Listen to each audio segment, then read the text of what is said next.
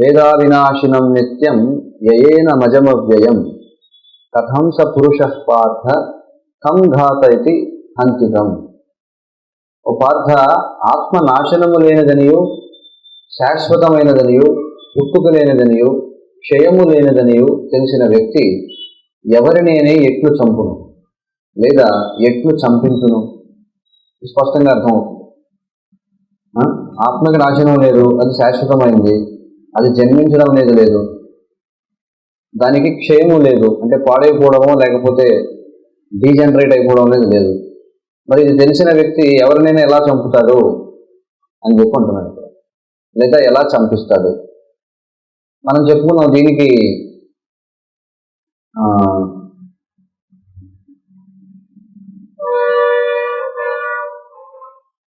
దీన్ని ఆసరాగా తీసుకుని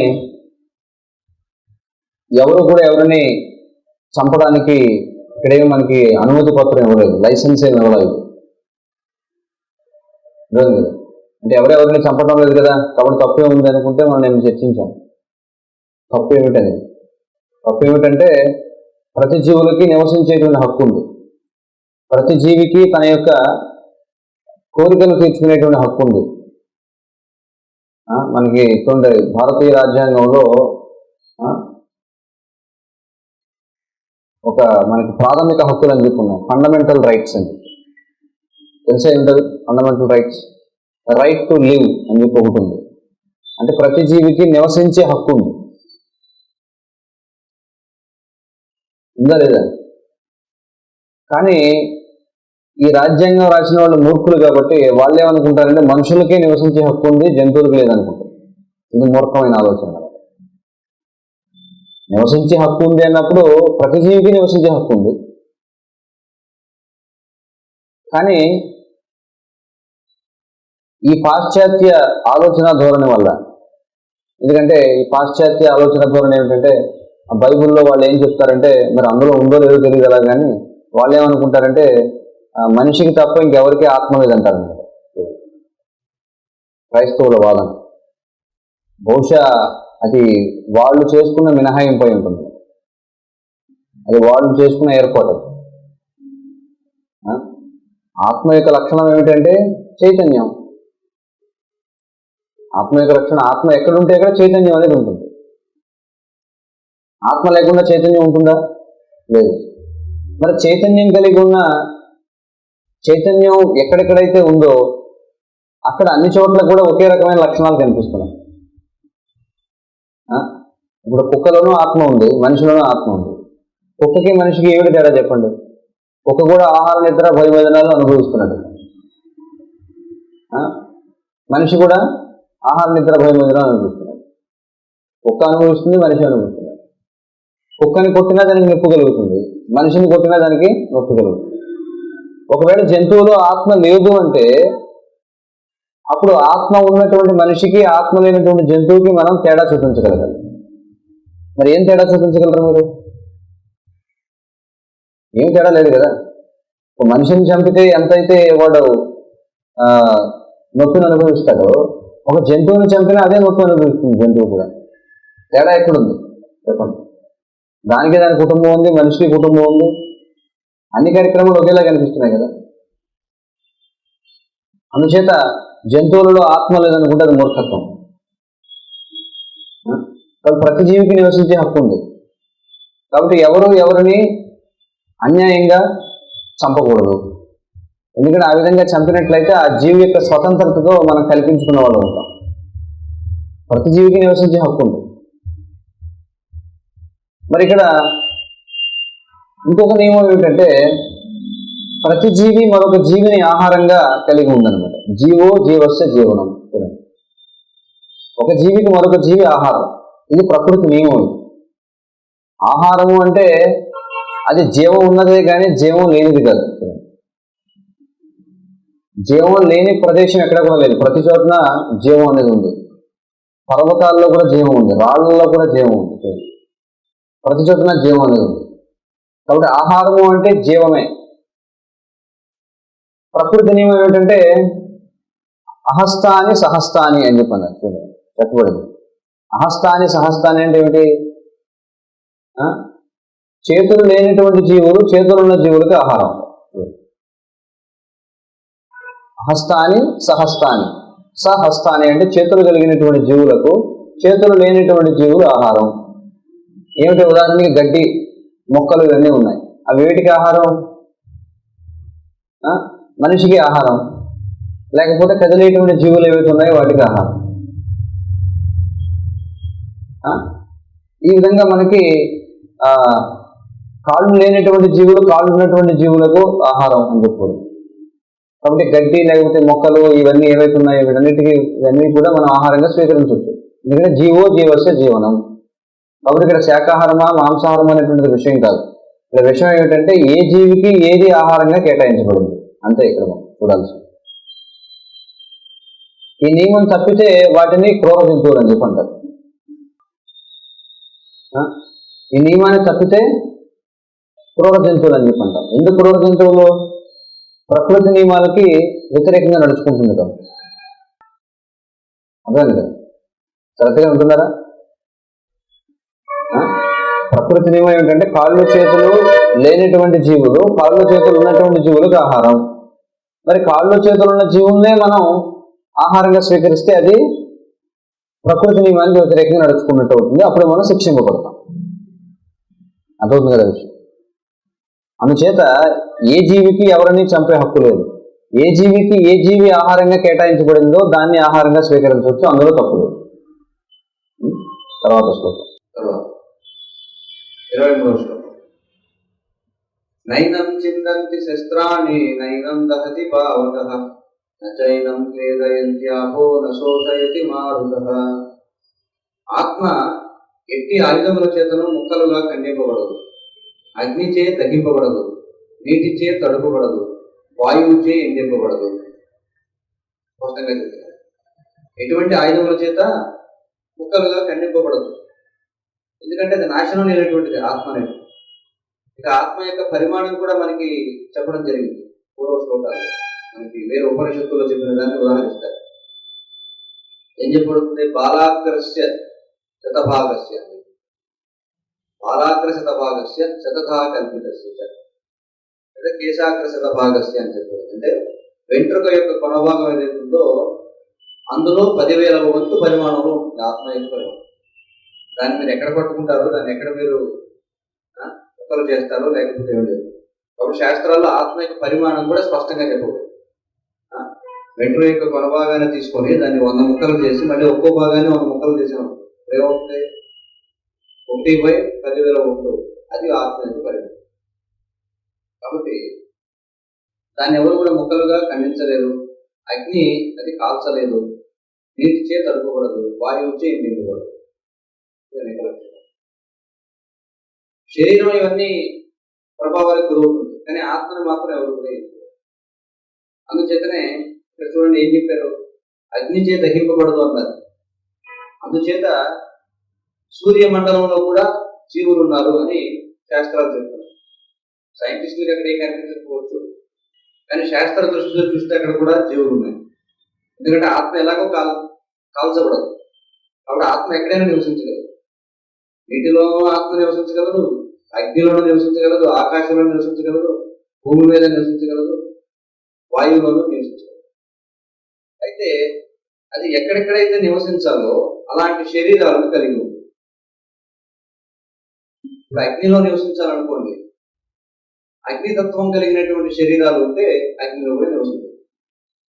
ఆత్మకి ఎలాగో దగ్ధమైపోవడం అనేది లేదు. ఈ శరీరం విషయానికి వస్తే అగ్నితో తయారైన దేహం ఉందనుకో, 3D బాడీస్ అని చెప్పారు. అగ్నితో తయారైనటువంటి శరీరాలు ఉన్నాయి.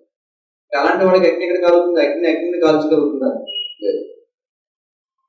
మన ప్రస్తుతం భౌమవాసులు అంటే భూమి మీద ఉన్నటువంటి జీవులు. కాబట్టి మన శరీరంలో మనం చూసినట్లయితే ఈ భూమి మీద ఉన్నటువంటి పదార్థాలు ఎక్కువ ఉంటాయి. మన యొక్క శరీరం చూస్తే భూమి యొక్క శాతం ఎక్కువ ఉంటుంది పంచభూతాలు. అలాగే నీరు కూడా ఉంటుంది. అలాగే జలచరాలు మనం చూసినట్లయితే వాటి శరీరాల్లో నీటి పరిమాణం ఎక్కువగా ఉంటుంది. గాలిలో ఎగిరేటువంటి జీవులు చూస్తే వాయువు యొక్క పరిమాణం ఎక్కువగా ఉంటుంది. ఇట్లా రకరకాల శరీరాలు కలిగినటువంటి జీవులు ఉన్నాయి. అప్పుడు జీవులు ఎక్కడైనా సరే నివసించవచ్చు. 24 ఇది కూడా ప్రత్యక్షంగానే ఆత్మ గురించి మాట్లాడుతుంది. 24 అచ్చేత్యోయమదాస్యోయం అక్లేత్యో శోషదేవచ నిత్య సర్వగత స్థాణు అచలోయం సనాతనః. జీవాత్మ ఛేదించుటకు వీలులేనిది, నీటిలో కరిగించుటకు వీలులేనిది, దానిని తగ్గించుట గాని ఎండించుట గాని శక్యము కాదు. అది నిత్యము సర్వవ్యాపకము మార్పురహితము అచలమును సనాతనమును అయి ఉన్నది. ఛేదించుటకు వీలులేనిది, ఛేదించడం అంటే దేనికి ఛేదిస్తాం మనం? ఛేదించే దేనితోటి? కత్తులతో, పదునైనటువంటి వస్తువు. అంటే అది భూమితో తయారు చేయబడినటువంటి వస్తువు. అంటే భూమి ఆత్మను ఏమీ చేయలేదు.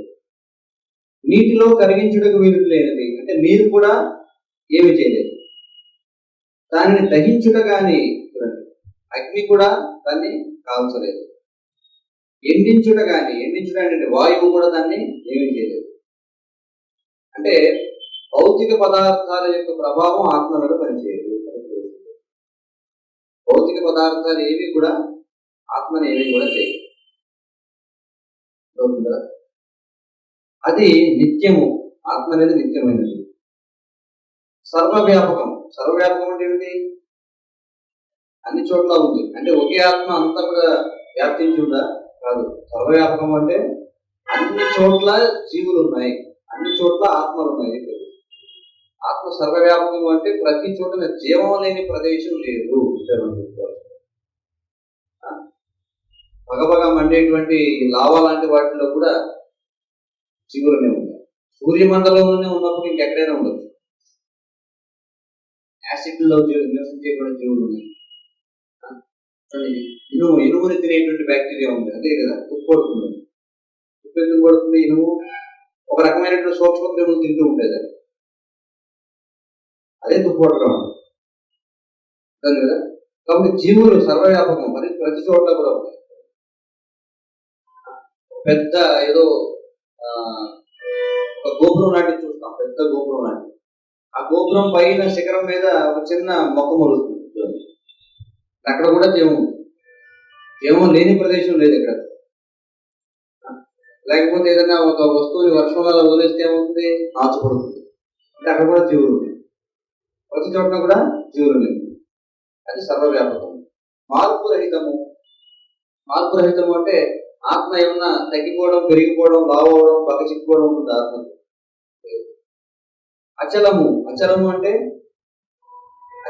దాన్ని ఎవరు కూడా కదపలేరు అనమాట. ఆత్మ అంటే భౌతిక పదార్థాల చేత ఆత్మను కదపలేరు.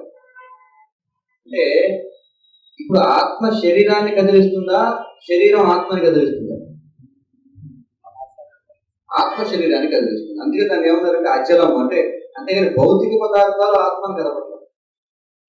భౌతిక పదార్థం ఆత్మని అది ఉంచలేదు అనమాట. దాన్ని కప్పి ఉంచలేదు, బంధించి ఉంచలేదు.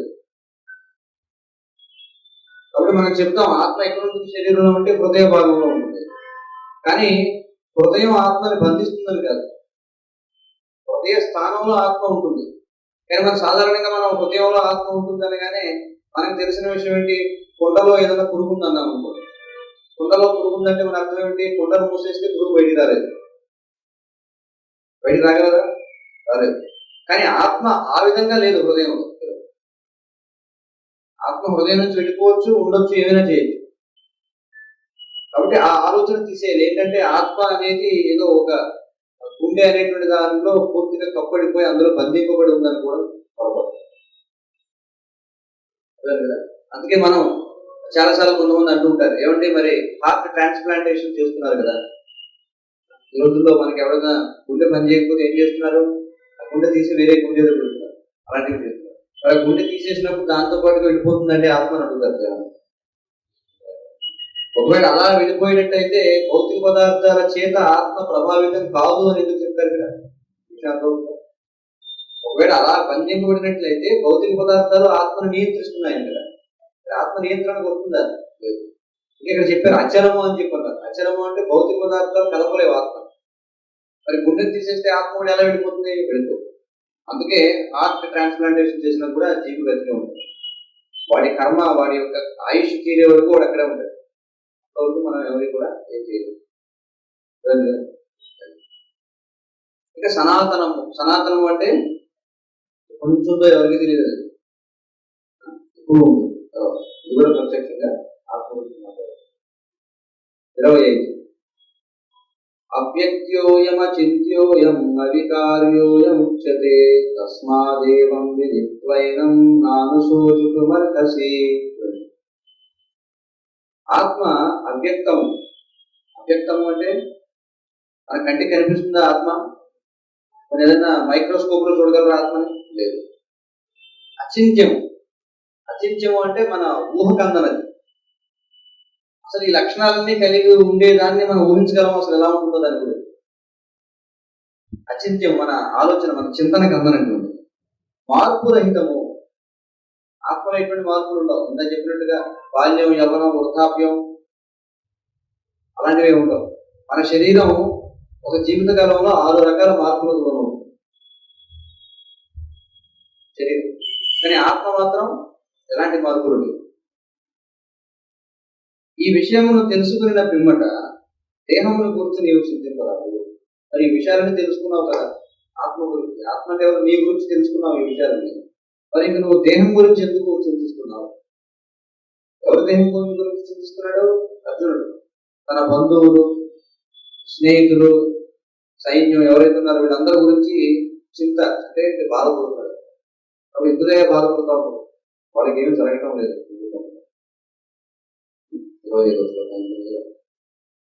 ఇది ఇక్కడ కూడా ప్రత్యక్షంగా మనం చెప్పారు. 26 అతచైనం నిత్యజాతం నిత్యం వా మన్యసే మృతం తథాపి త్వం మహాబాహో నైనం శోచితుమర్హసి. ఓ మహాబాహో, ఒకవేళ నీవి ఆత్మ లేక జీవ లక్షణములు ఎల్లప్పుడూ జనించుచు మరణించునని భావించినను దుఃఖించుటకు ఎట్టి కారణము లేదు. సరే, ఇంకొక రకంగా చూద్దాం. పోనీ ఒకవేళ ఈ ఆత్మ అనేది లేదనుకోసం, ఒకవేళ ఆత్మ అనేది లేదు, ఒకవేళ ఆత్మ ఉన్నా అది కూడా ఎప్పుడు పుట్టిందే మరణిస్తుంది అనుకుందాం. అలా చూసినా సరే నువ్వు దుఃఖించాల్సిన అవసరం లేదు అని. ఎందుకని? ఒకవేళ ఆత్మ అనేది లేదనుకుందాం, నువ్వు ఉన్నా అది కూడా పుడుతుంది మరణిస్తుంది అనుకుందాం. ఇంకా ఆత్మ లేకపోవడం శరీరమే, అంతే కదా. ఆత్మ లేకపోవడం ఇంకేమో శరీరమే కదా. మరి అలా అనుకున్నా దుఃఖించాల్సిన కారణం లేదు. ఎందుకని అంటే పుట్టినవాడు ప్రతి ఒక్కరు మరణించాల్సిందే కదా. నువ్వేమైనా ఆపగలవా? మరి పూర్వం ఎవరైనా ఆపగలిగారా? లేదు. మరి నీవు ఒక్కడవే చనిపోబోతున్నావా? మిగతా వాళ్ళందరూ జీవించుంటారు. అందరూ చనిపోవాలి కదా. ఆత్మ గురించి పక్కన పెట్టేసే, పుట్టిన ప్రతి ఒక్కరు మరణించాల్సిందే. ఇంకా వేరే జన్మ అనేది లేదనుకుందాం, గొడవ లేదు. పుడుతున్నాం, చనిపోతున్నాం, అలా అందరూ జరుగుతుంది. మరి అందరికీ జరిగేదాని గురించి నువ్వు ఎందుకు బాధపడతావు? అందరి విషయంలో జరిగేది, అందరూ చనిపోతారు. ఎప్పుడు చనిపోతారు ఎవరికి తెలియదు. మరి దాని గురించి ఎందుకు బాధపడాలి? నువ్వేమైనా ఆపగలవా చనిపోకుండా? లేదు, ఆపగలవు. కాబట్టి ఆ విధంగా చూసినా సరే బాధపడాల్సిన అవసరం లేదు. ఇది పరోక్షంగా చెప్పడం.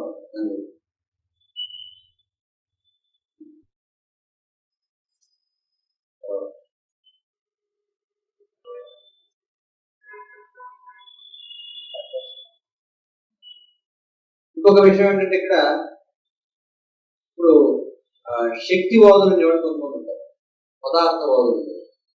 అనుకోండి, ఉదాహరణకు చెప్తారు, energy is neither created Nar destroyed అని. అంటే శక్తిని ఎవరు సృష్టించలేరు, దానిని నాశనం చేయలేరు. మరి ఏం చేయొచ్చు దాన్ని? Energy can be transformed into various forms. శక్తి అనేది వివిధ రూపాలలోకి రూపాంతరం చెందుతుంది. మరి అలా చూసిన శక్తి అనే దానికి నాశనం లేదుగా. ఇప్పుడు శరీరం ఉంది, శరీరం పంచభూతాలతో తయారైంది. శరీరం ఎప్పుడైతే అయిపోతుందో మళ్ళీ ఏమవుతుంది? శరీరం ఏమవుతుంది? పంచభూతాలకు ప్రవేశిస్తుంది. అగ్ని అగ్నిలోకి, భూమి భూమిలోకి, నీరు నీటిలోకి వెళ్ళిపోతుంది. అంటే అది పోయేదేం లేదు, మొత్తం శక్తి అంతా కూడా విచ్ఛిన్నం అయిపోతుంది. దాన్ని ఎలాగో నువ్వు ఆపలేదు. దాని గురించి ఇంక నువ్వు ఎందుకు ఎడవద్దు. 27వ శ్లోకం.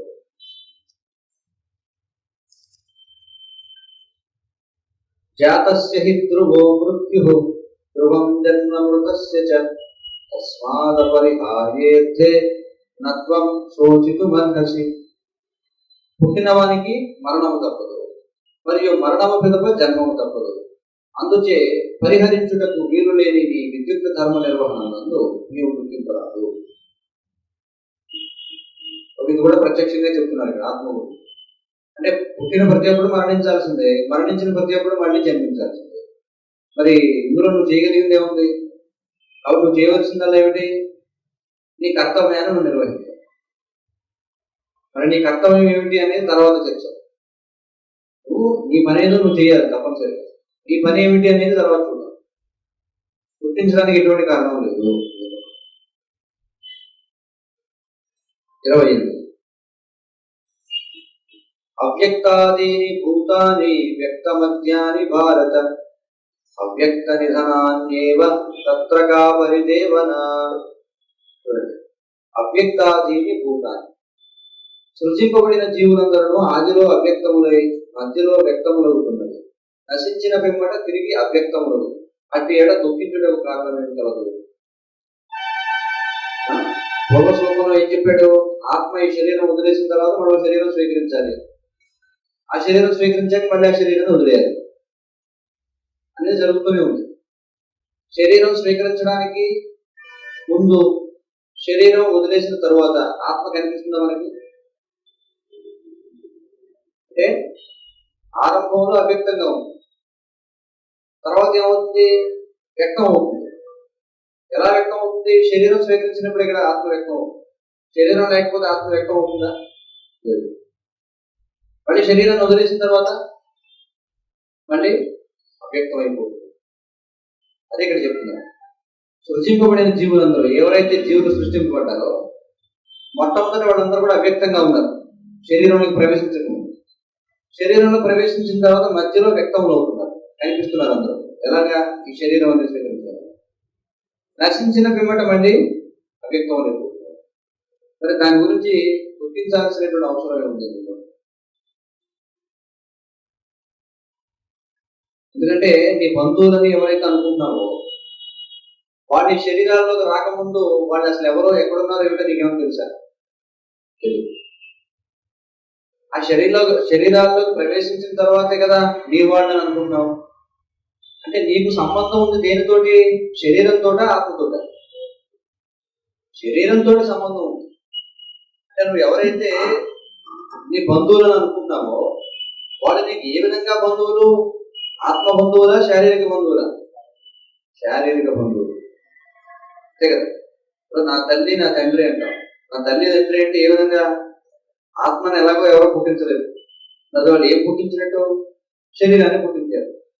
అంటే ఈ తల్లిదండ్రులు, సంతానం, లేకపోతే ఈ బంధువులు, వీళ్ళంతా కూడా ఎవరంటే శరీరానికి సంబంధించిన వాళ్ళే తప్ప ఆత్మకు సంబంధించిన వాళ్ళు.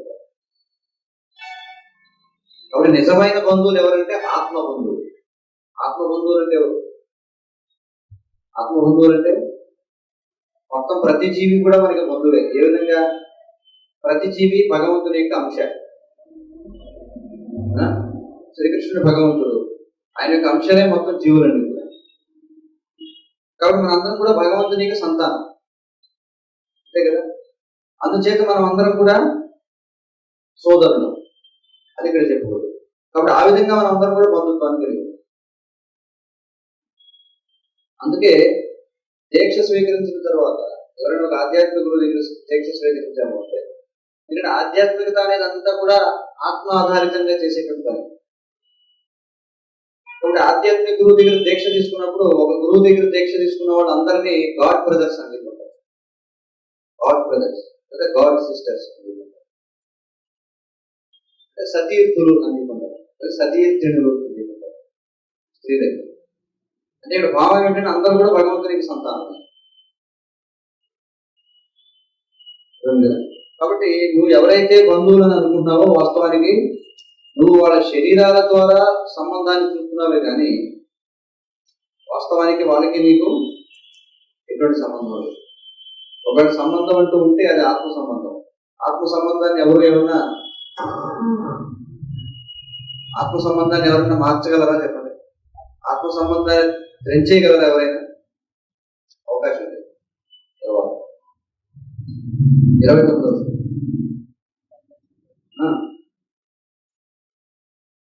కాబట్టి 29వ శ్లోకం.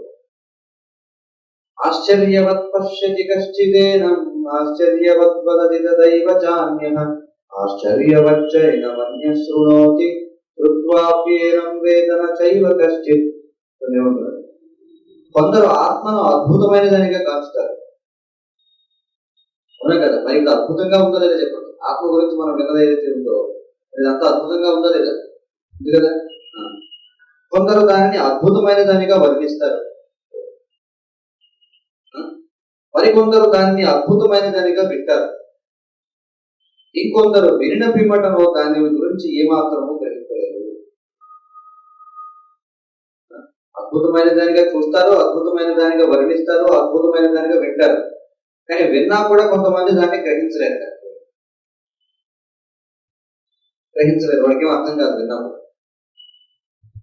కాబట్టి ఎన్నిసార్లు మనం భగవద్గీత చదివినా సరే, భగవద్గీత విన్నా సరే, మళ్ళీ చివరికి ఏం చేస్తాం? మళ్ళీ భౌతికమైనటువంటి విషయాల గురించి గుర్తిస్తూ ఉంటాం. గుర్తిస్తున్నాము అంటే అర్థం ఏంటి? మనకు అది అర్థం కాదు. అంతే కదా. తర్వాత ఇది కూడా ప్రత్యక్షంగానే చెప్పబడుతుంది. 30వ శ్లోకం. దేహి నిత్యమవధ్యోయం దేహే సర్వస్య భారత తస్మాత్ సర్వాణి భూతాని నత్వం శోషితుమర్హసి. ఓ భరతవంశీయుడా, దేహమందు నివసించు దేహి ఎన్నడను చంపబడదు. అవునా? ఏ జీవిని కూర్చియో నీవు దుఃఖింపనవసరం లేదు. దేహమందు వసించు దేహి అంటే ఎవరు? దేహము అంటే శరీరం. అందులో ఎవరు నివసిస్తున్నారు? ఎవరు నివసిస్తున్నారు? ఆత్మ. దేహి అనుమానంగా ఉండేది ఆత్మ కాదు. దేహమందు వసించేది దేహి. అతడు ఎన్నడూ కూడా చంపబడడు. కాబట్టి ఏ జీవిని గురించి నీవు దుఃఖింపనవసరం లేదు. దుఃఖించాల్సి వస్తే దేని గురించి దుఃఖించాలి నువ్వు? మన దుఃఖం అంతా శరీరం గురించే, ఆత్మ గురించి దుఃఖించాల్సిందే లేదు. కాబట్టి నా తండ్రి చనిపోయాడని చెప్పి అన్నాం అనుకోండి, అసలు వాస్తవానికి మన తండ్రిని ఎప్పుడు చూసాం మనం? మన భార్యని చూడలేదు, భర్తని చూడలేదు, సంతానాన్ని చూడలేదు, తల్లిని చూడలేదు, తండ్రిని చూడలేదు, ఎవరిని చూడలేదు. అసలు మనం ఎలా ఉంటామో కూడా మనకు తెలియదు. మనం రోజు చక్కగా అద్దంలో చూసుకుంటాం.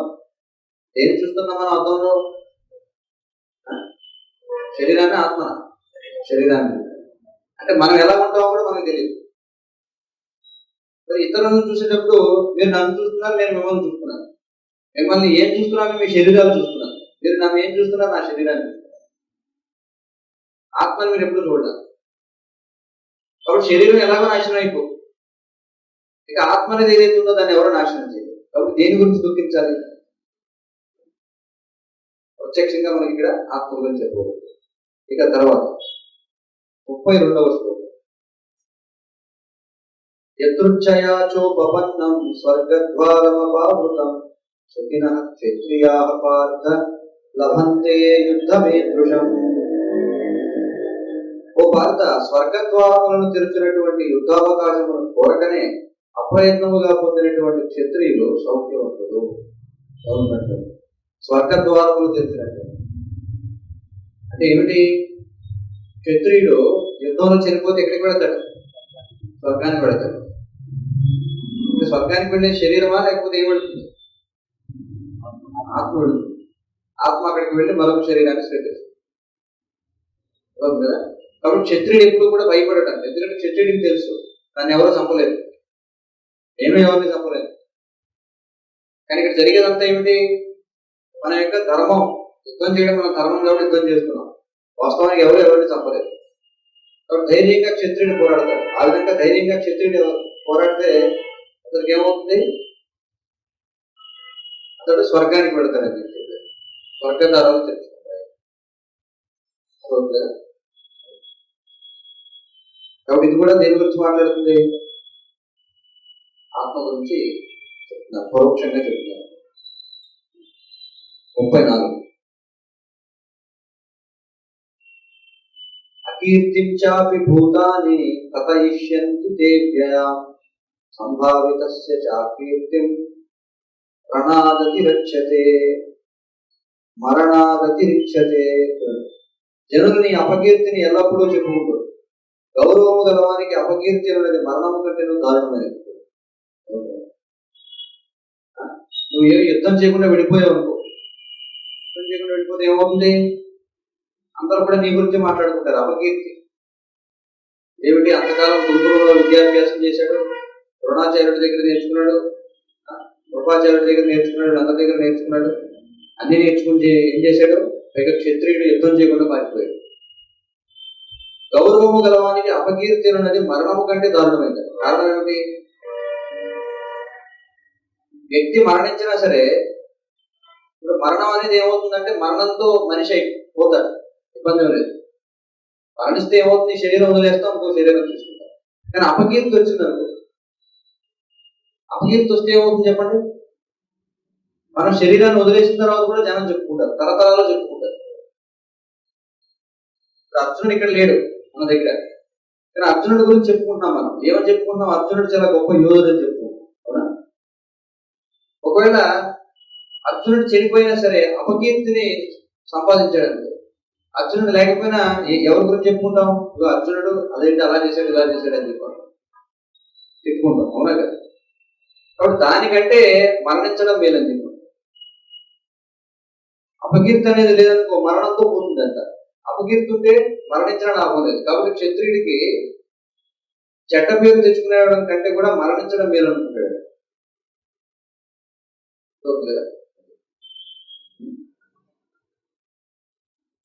ఇది పరోక్షమైనటువంటి 37. అతో వా ప్రాప్స్యసి స్వర్గం జిత్వా నా భోక్ష్యసే మహీం తస్మాదుత్తిష్ట కౌంతేయ యుద్ధాయ కృత నిశ్చయః. ఓ కౌంతేయ, నువ్వు యుద్ధరంగమున చంపబడి స్వర్గమును పొందుటయో లేక యుద్ధమును జయించి రాజ్యమును అనుభవించుటయో జరగదు. అవునా?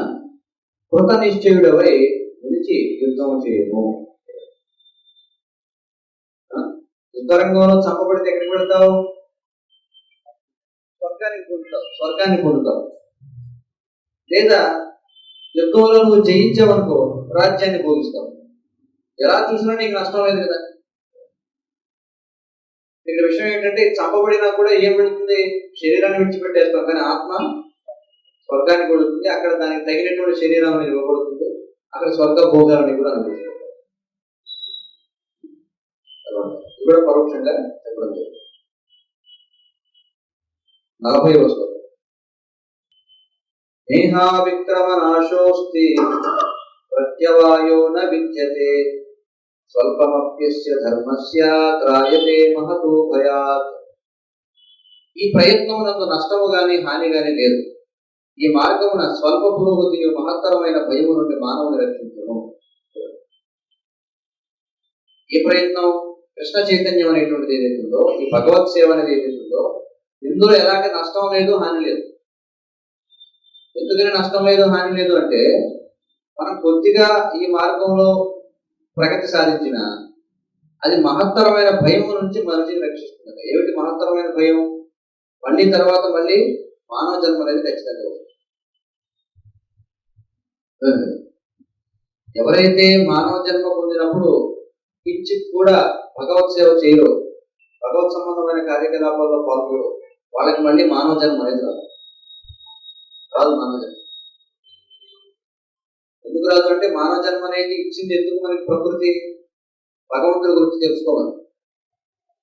కానీ ఆ పని చేయలేదు అనుకో, మానవ జన్మ వచ్చినప్పుడు మనం జంతువులాగా తినడం, నిద్రపోవడం, వీటిలోనే గడిపాము. ప్రకృతి కూడా ఎందుకు వీడికి ఎలాగ అవసరం లేదు కదా అని చెప్పి ఏం చేస్తుంది? మానవ జన్మని తీసేసి వేరే జన్మ. కానీ కొద్దిగా అయినా మనం భగవత్ సేవ చేస్తే ఏమవుతుంది? మళ్ళీ మనకి మానవ జన్మ తప్పనిసరిగా అవుతుంది. ఎందుకంటే మరి కొద్దిగా చేశాం కదా, కొద్దిగా అయినా వినియోగించుకున్నాం కదా. అయితే మనం ఏ మేరకు ఉపయోగించుకున్నామో తర్వాత జన్మ ఆ మేరకు మళ్ళీ శరీరం ఇవ్వకూడదు. ఊరికే ఇప్పుడు ఈ జన్మలో కొద్దిగా వాడు భగవత్ సేవ చేశాడు, మిగతాదంతా భౌతికంగా గడిపాడు. తర్వాత జన్మలో వాడికి కొంచెం మానవ జన్మలోనే అధమమైన జన్మ ఇవ్వకూడదు. వాడు ఏ మోతాదు వరకు ఈ జన్మలో భగవత్ సేవ చేసుకుంటే వాడికి తర్వాత జీవితంలో అంత ఉన్నతమైన శరీరం ఇవ్వకూడదు. ఎందుకని కొంతమంది శూద్రులుగాను కొంతమంది పండితుల కుటుంబాల్లో పుట్టడం ఎందుకు జరుగుతుందంటే, ఎవడైతే పూర్వజన్మలో భగవత్ సేవ చేయకుండా దుర్వినియోగం చేస్తున్నాడో వాడికి శూద్రుని జన్మలు, అధమమైనటువంటి జన్మలు. కానీ ఎవరైతే పూర్వజన్మలో కూడా ఆధ్యాత్మికంగా ప్రగతి సాధించి ఉన్నారో వాళ్ళకి దానికి తగినట్టుగానే ఉన్నతమైన జన్మలు. అంటే మనం ఏ ప్రగతి సాధిస్తే ఆ ప్రగతికి తగినటువంటి శరీరం అనేది ఇవ్వదు. ఇది కూడా పరోక్షంగా ఆత్మ గురించి మాట్లాడుతుంది. 42-43 యామిమా పుష్పితాం వాచం ప్రవదంత్య విపశ్చితః వేదవాదరత పార్థ నాన్యదస్తితి వాదినః కామాత్మానః స్వర్గపరా జన్మ కర్మ ఫలప్రదాం క్రియా విశేష బహుళాం భోగైశ్వర్య గతిం ప్రతి. ఏమంటాడు?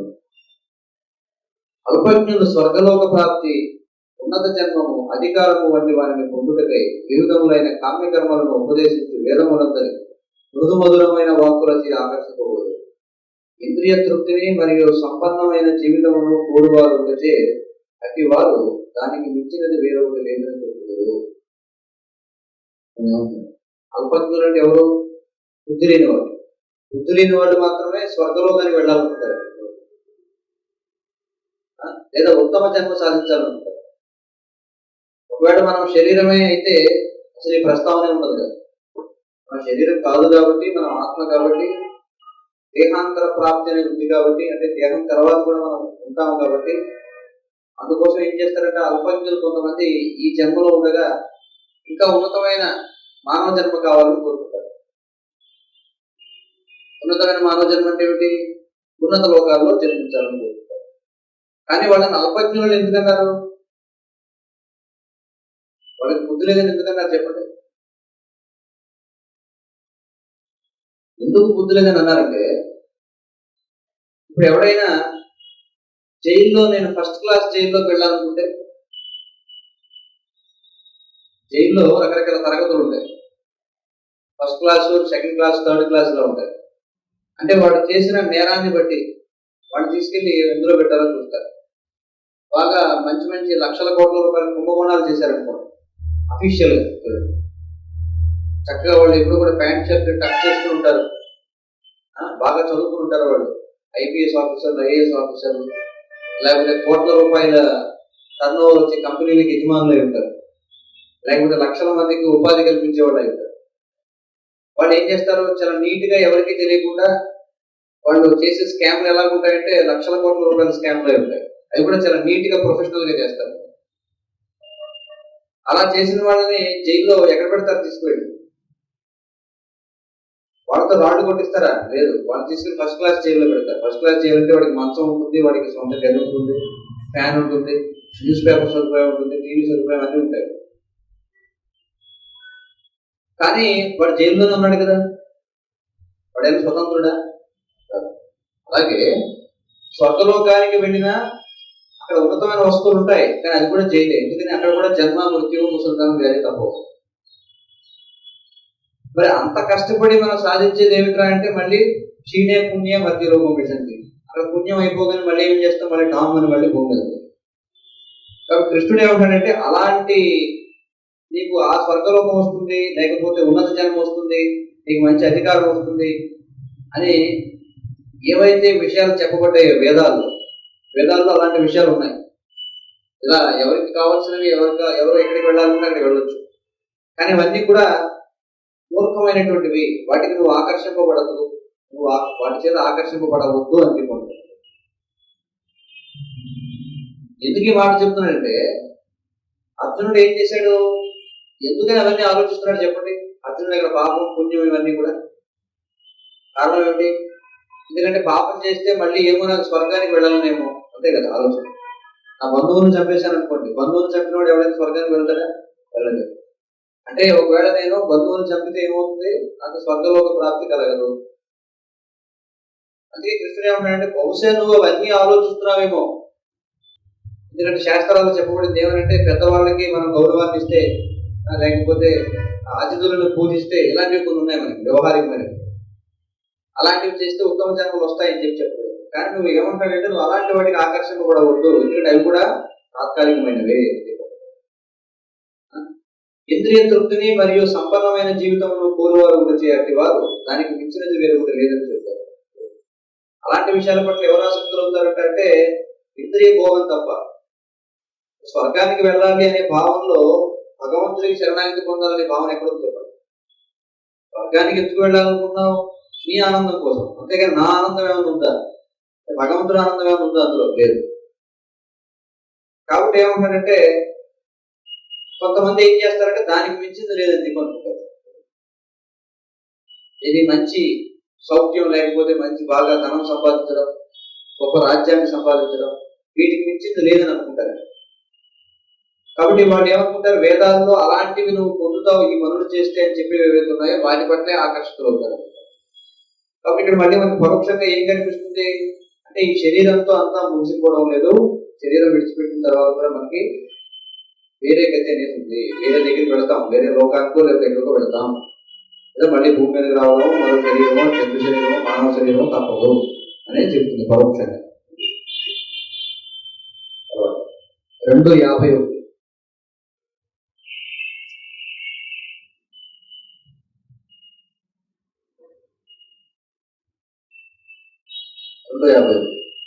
కర్మజం బుద్ధి యుక్తాహి ఫలం త్యక్త్వా మనీషిణః జన్మబంధ విముక్తాః పదం గచ్చన్యనామయం.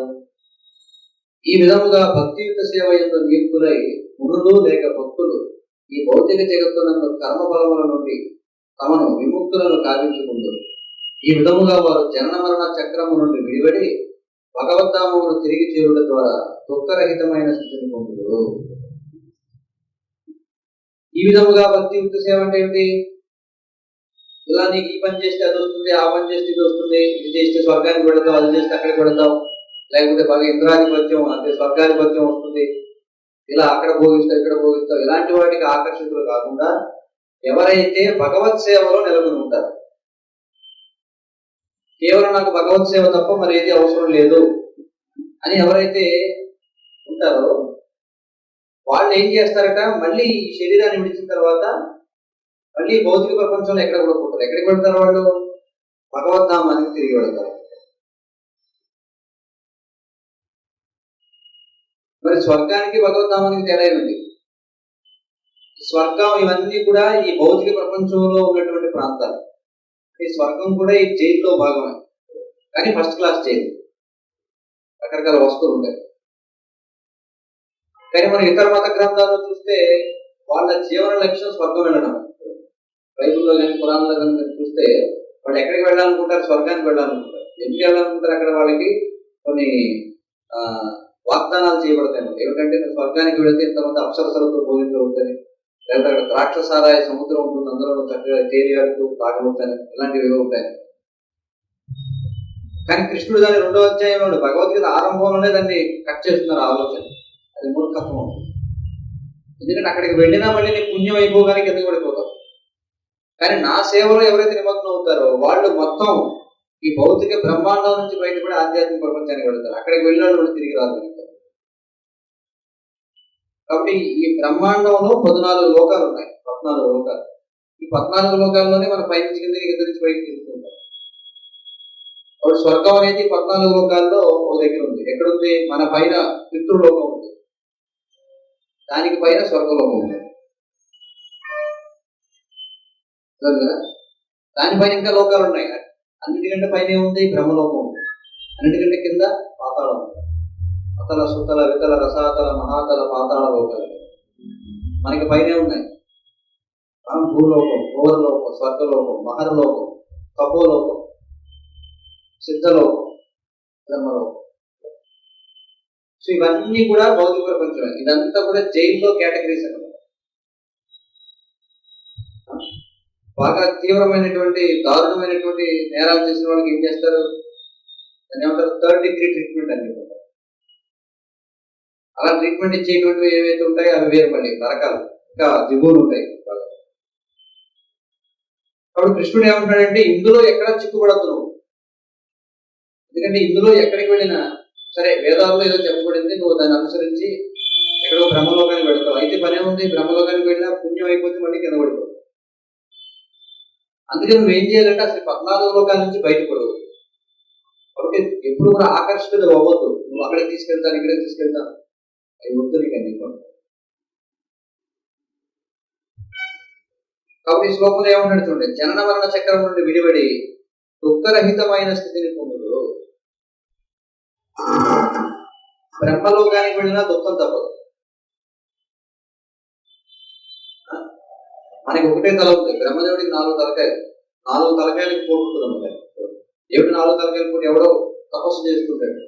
ఏం తపస్సు చేస్తాడు అంటే హిరణ్యకశిపుడు తపస్సు చేశాడు. తపస్సు చేస్తారు. తపస్సు చేసినప్పుడు మళ్ళీ వాళ్ళ దగ్గరికి ప్రత్యక్షం అవ్వాలి. వాళ్ళు ఏమడుగుతారు?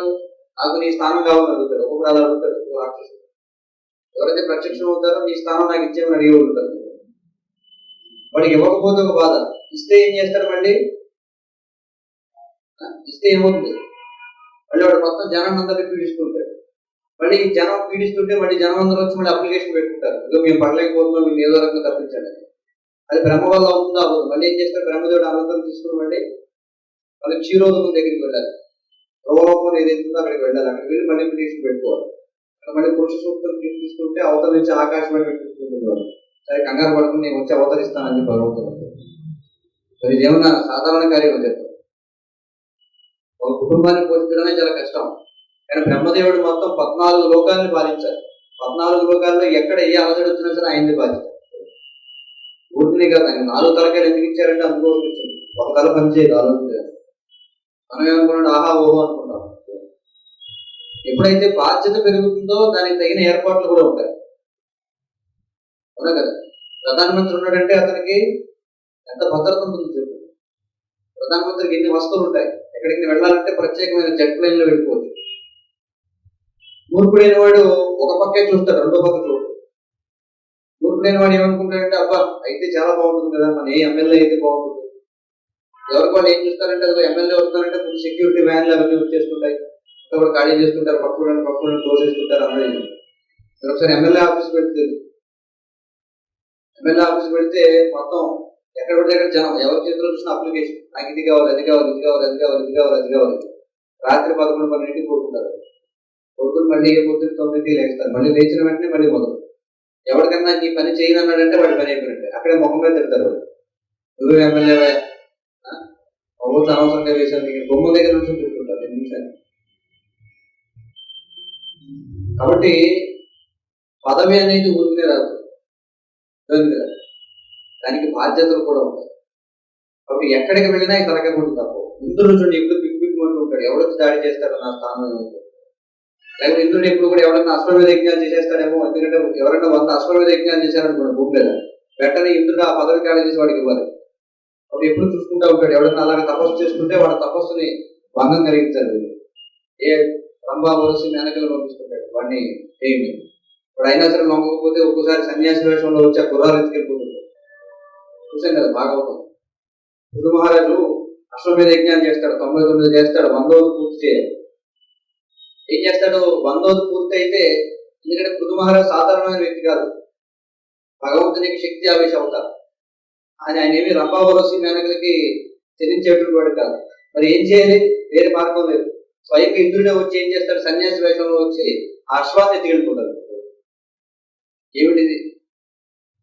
అంత ఉన్నతమైనటువంటి స్థానాల్లో ఉన్నవాళ్ళు అలాంటి చౌకైన పనులు ఎందుకు చేయాలి చెప్పండి? ఎందుకంటే అభద్రత కదా.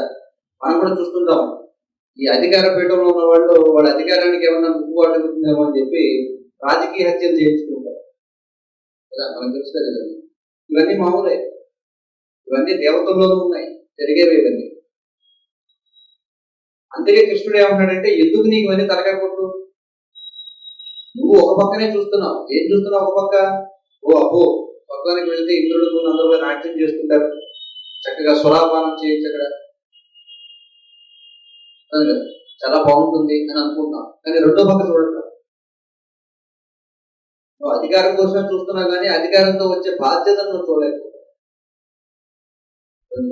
అందుకే ఏమన్నాడంటే, అక్కడికి వద్దు, నువ్వు ఎక్కడికి వెళ్ళాలి, నువ్వు నా సేవ చేసావనుకో, ఎక్కడికి వెళితే తిరిగి రావాల్సిన అవసరం ఉండదు. మళ్ళీ అక్కడికి వెళ్ళి ఎక్కడికి భగవంతుడు.